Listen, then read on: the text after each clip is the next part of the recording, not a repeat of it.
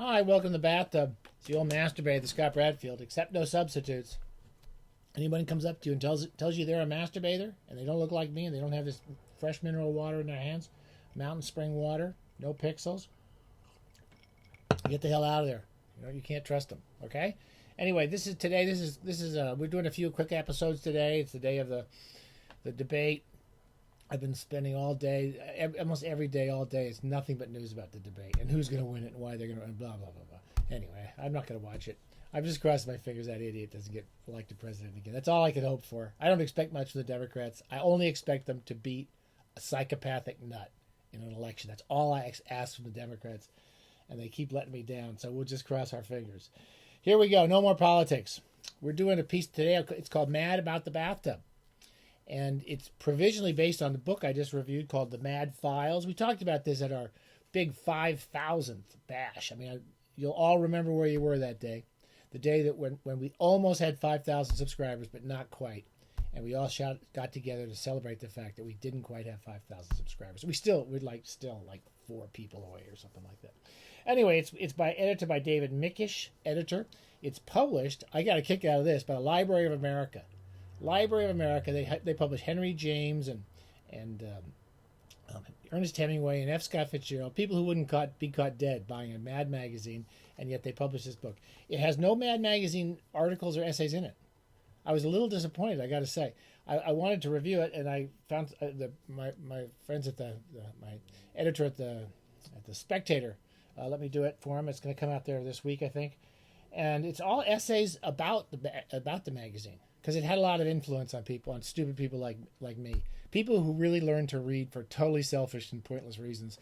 Many of us loved Mad Magazine as a kid because it was the premier pointless waste of time magazine that just made you laugh. Pure amount, unpixelated water. And it has a lot of, it was fun. I enjoyed reading it, and basically gave me an excuse to go back and read Mad Magazine. And it has lots of people. Jeffrey O'Brien, very good. Jonathan Lethem, our buddy. Chris Ware does a really good job in there. There's a lot of good pieces in here. Especially, what was interesting to me was about all the Jewish kids. They were almost all Jewish kids in New York in the 50s and 60s, and their families and the variety of types of families they all came out of. Anyway, I really enjoyed it, especially the piece about Al Jaffe, who really is the one who makes me laugh the most. We'll talk a little bit about Al Jaffe. Anyway, it made me get out all my old books. I have about 20 or 30 of these, which I've been carrying around for ages, and I pick them up every once in a while or sell them and get rid of them. Anyway, everyone Mads Dave Berg. There was a lot of these kind of, I think they did like 90 of these mass market paperbacks. They were in print constantly, and they were sort of best of stuff from the magazine. And I was reading through them. Oh, this is ruined. I'm not sending that back. Anyway, that was terrible. Anyway, this is Dave Berg was kind of funny. He wasn't my favorite. The best stuff they did was the Mad Looks at TV. Dick DeBartolo was really one of the funniest guys there. And there's a lot of funny stuff in this one. Mad Book of Revenge. The best stuff they ever did, though, I still think was the Al Jaffe's spews out more snappy answers to stupid questions. I'll show you one of those in a minute. Anyway, I got all these paperbacks. I'll show you a few more. Howling Mad. Most of them have a few funny things. Usually the funniest things are, well, there's Spy versus Spy. Everybody knows those. And then the movie takeoffs and the TV takeoffs. Those are the funniest things they ever did. That's another version. That's another copy of the same book. I think it's a later edition. Self-Made Mad. It says Self-Made Man. Sergio Aragones. Anyway, I've got another dozen of these. I got about 20 or 30 of these books, and I was reading some of those, and then I started looking online, and I looked on eBay, and I found what I thought were probably the coolest. If you want to reread Mad Magazine in the bathtub, and you really should, because you'll fart. You'll laugh so hard you'll fart sometimes. It's kind of a good place to do the farting, and they're still funny. They're still very funny. Anyway, I found these volumes. They did 3 ones. One's called Mad About the 60s. That's the one I want to look at the most, because that was when I really read Mad as a kid and just laughed my head off. My brother and I would read those and just laugh until we were crying. And Mad About the 50s, before that, I couldn't get a good copy of that, but Mad About the 50s, Mad About the 60s, And I got this one, Mad About the 70s. And these are really, really beautifully reproduced. They're from the 90s. This is like 30, these books are about 25 years old.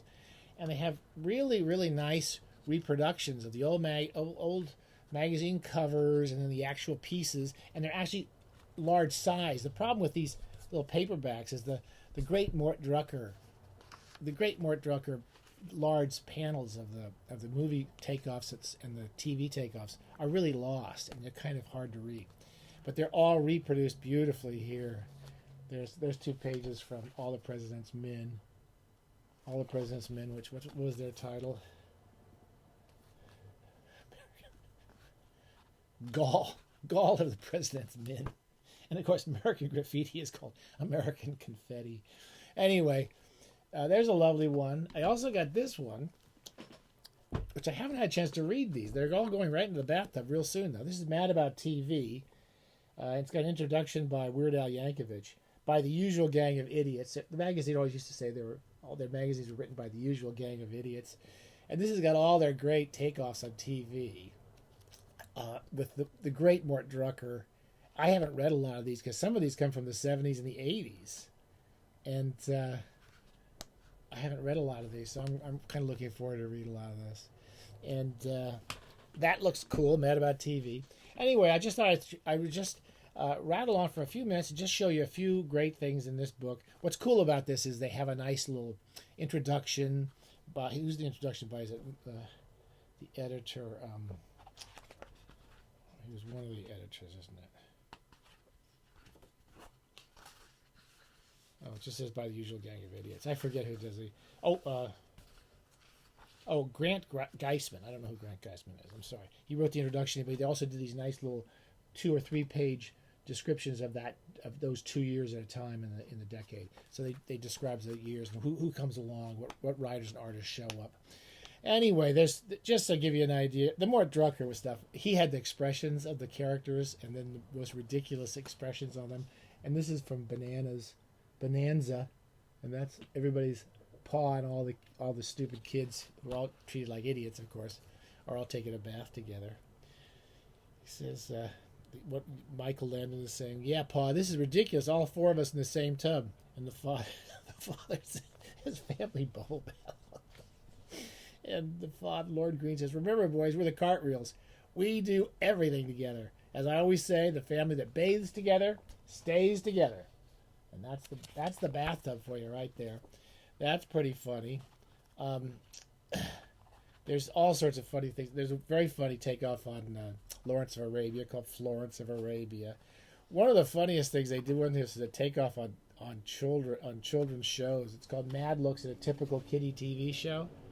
And it's got a kind of ridiculous guy running around with all the kids. And they're all obnoxious children.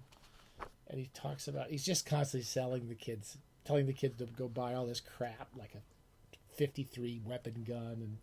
And he says, they're dancing around the studio. And he says, all right, boys and girls, let's do our little birdie dance now. We're all birdies. Let's have some music, Mr. Piano. Watch out, gang. Don't bump into Mr. Camera. And don't trip over Mr. Cable. And don't knock over Mr. Scenery. And then he looks at this little kid. And he says, what's the matter, Freddie? I just threw up on Mr. Floor. Careful, boys and girls. Don't step on Mr. Vomit. Anyway, pretty ridiculous. The funniest things they ever did were these mad, snappy answers to stupid questions. I mean, I just...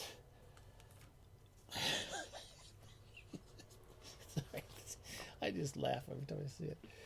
There's the top one. It comes into the hospital. There's a guy he looks horrible. He's in the hospital. He's hooked up to IV drip, and the woman comes in and says, "Is he sick?" And the doctor says, "No, he's just taking a short 4-week nap." Next one is the wife is sitting there, and her husband comes home soaking wet, and she says, "Is it raining?" And he says, "No, I came home by sewer." It's just one thing after. That was Al Jaffe. There's a takeoff of The Man from U.N.C.L.E. Sort of as a history. It's history of going back to our childhoods of all the stupid shows we watched, but they're still funny. At one point, he says Robert Vaughn is talking to the guys. They're talking about all the people. All the beautiful girls are all spies trying to kill him, of course, and they all want to kiss him and kill him at the same time. And she wants to kill him with cyanide lipstick, but he says, I've got a special antidote I wear. And the boss says, what is it? He says, it's called chapstick. So, there's Batsman. That's hilarious. And then there's one, I wanted to say just one last one. This is the stuff they did. Lucky, calm down. Morton Drucker and Dick DeBartolo. I do think they're the funniest group they ever did.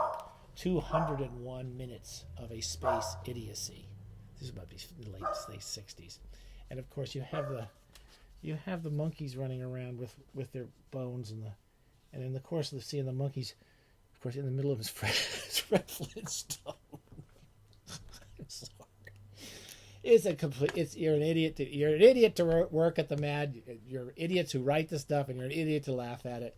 But anyway, what can we do without Mad Magazine? I really thought these were cool. They're on eBay, and they're not too expensive. They're like 10 or $12 a piece. I got these like brand new, and they were the kind of the best way to keep to kind of read those. These are fun in a way, but they don't really give you back the real ambiance, and they don't reproduce those beautiful full page spreads. Okay, Mad About the Bathtub. If you're interested, you can read the Mad Files from Library of America. They're slumming it. They got to slum it. You got to slum it sometime. If you're gonna be an artist, you got to be slumming it sometimes, don't you? Okay, stay safe. Stay hydrated, and stay in the bathtub as much as possible till the election's at least 2 months away. I would just stay there. I'm just going to the bathtub. I'm not coming out until the end of until January maybe. Okay,